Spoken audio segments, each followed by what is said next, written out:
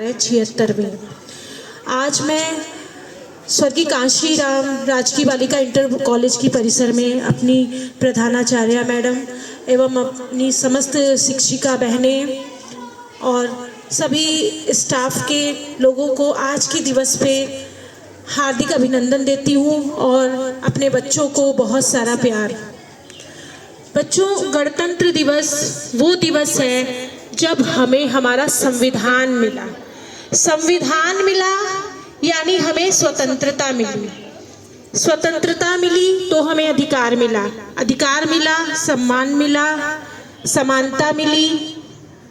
हम खुली हवा में सांस ले रहे हैं।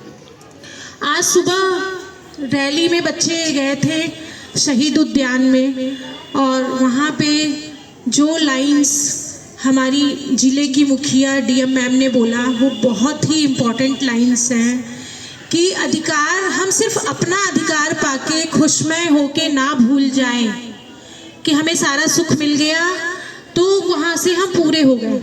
हमें अपने जीवन में, अपने भारतवर्ष में, अपने समाज में उन वर्ग को देखना है जो दबे कुचले रह गए हैं, जिन्हें उनका अधिकार नहीं मिल पा रहा है, जिनका जीवन बहुत कष्टमय है। क्योंकि भारतवर्ष हम सबका है। ऐसा नहीं है कि जो वंचित वर्ग हैं वो कहीं और से आए हैं। उन्हें सबसे ज़्यादा ज़रूरत है किसकी? सहायता की।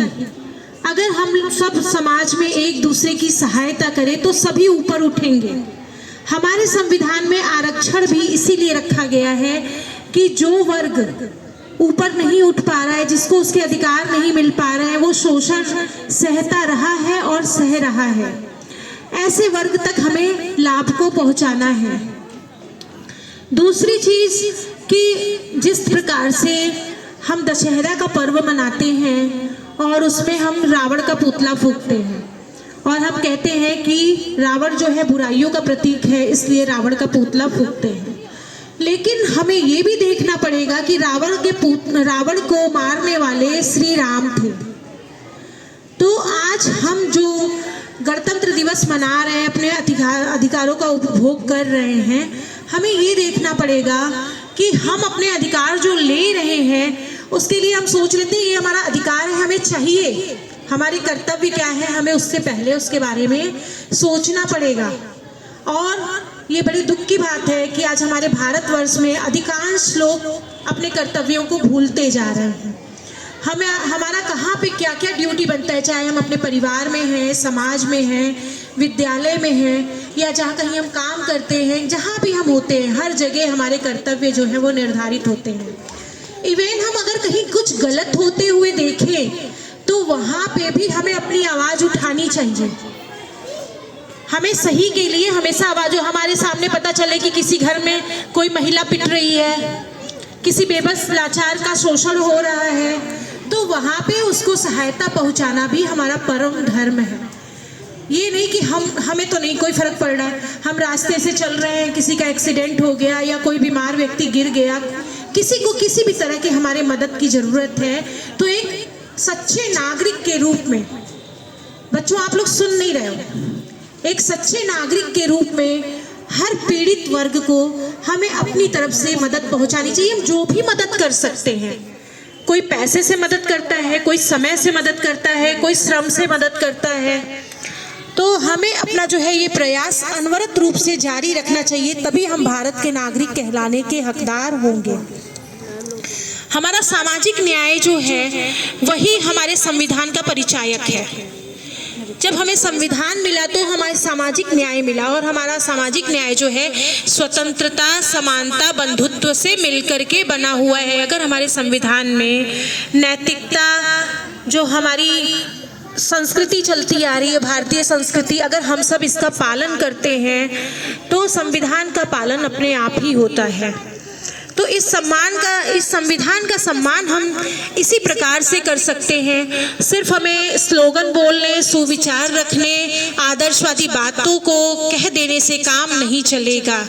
हमें अपने जो भी हमारी वीरांगनाएं रही हैं, भारतवर्ष में सभी के मिले जुले सहयोग रहे हैं, चाहे वो गरम दल हो, नरम दल हो, सभी ने अपने अपने स्तर से आंदोलन चलाया, यहाँ तक कि हमारे महात्मा गांधी जी ने असहयोग आंदोलन चलाया और उसमें जब क्रांतिकारी गतिविधियां घटित होने लगी तो वो चरम पे चल रहे असहयोग आंदोलन को उन्होंने वापस ले लिया, क्योंकि गांधी जी का कहना था कि हम आंदोलन करेंगे शुद्धता के साथ। लेकिन देखिए यहाँ भी कॉन्फ्लिक्ट थोड़ा सा आ गया कि जो क्रांतिकारी पूरा प्रयास लगा के आंदोलन कर रहे थे और हमारा आंदोलन सफल हो रहा था, असहयोग आंदोलन जो है वो हमारा सफल हो रहा था, और जब वो चरम पे था तब उस आंदोलन को वापस ले लेना, तो इससे भारतवर्ष में महात्मा गांधी के भी खिलाफ लोग थोड़ा सा बोलने लगे थे।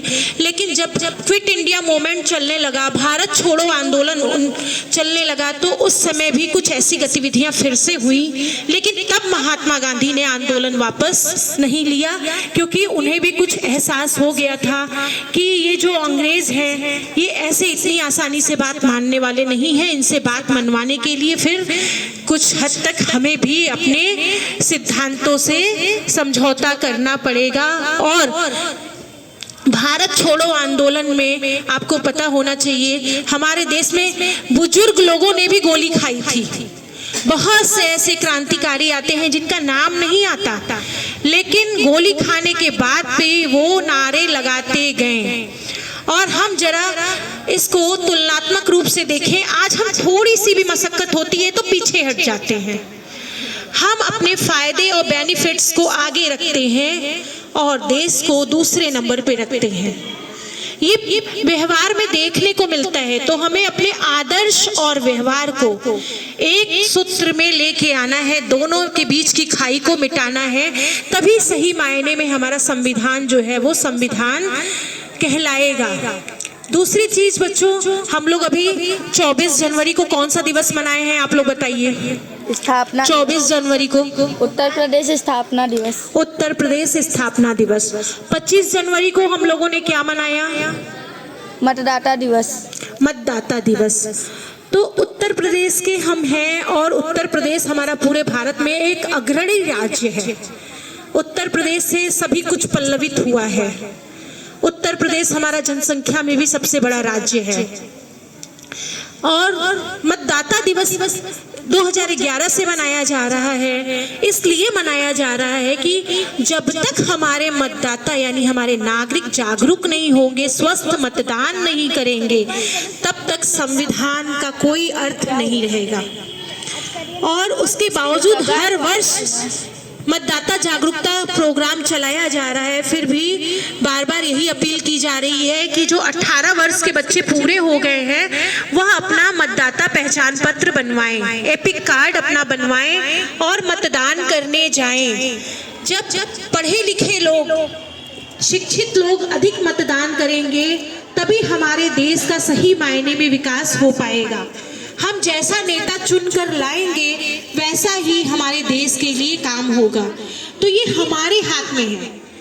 भारत की जो अंतिम संप्रभुता है वो किसके हाथ में है? भारत का जो सबसे बड़ा पावर है चलाने का, शासन चलाने का, वो किनके हाथ में है? जवाब दीजिए आप लोग। भारत के नागरिकों में है। सबसे बड़ी सत्ता, प्रभु सत्ता भारत के नागरिकों में निवास करती है और हम अपनी सत्ता को हस्तांतरित करते हैं अपने प्रतिनिधियों को कि वो शासन चलाए और हमारी जो मनसा है, हमारी जो इच्छाएं हैं उसको वो पूरा करें। तो हम इस अधिकार को अपने समझेंगे तभी जब हमें इसका बोध होगा, और हमें बोध तभी होगा जब हम अधिक से अधिक शिक्षा ग्रहण करेंगे। इसीलिए सभी प्रकार के विकास की प्रथम जो सीढ़ी है वो कौन सी है, या प्रथम चरण कौन सा है? शिक्षा है। आप लोगों में से बातें निकल के आनी चाहिए। शिक्षा के द्वारा ही व्यक्ति को सभी चीजों का बोध होता है, ज्ञान होता है, तभी व्यक्ति अपने सिद्धांत को व्यवहारिक रूप में परिवर्तित कर पाता है। इसी के साथ मैं अपनी वाणी को विराम देती हूँ। धन्यवाद।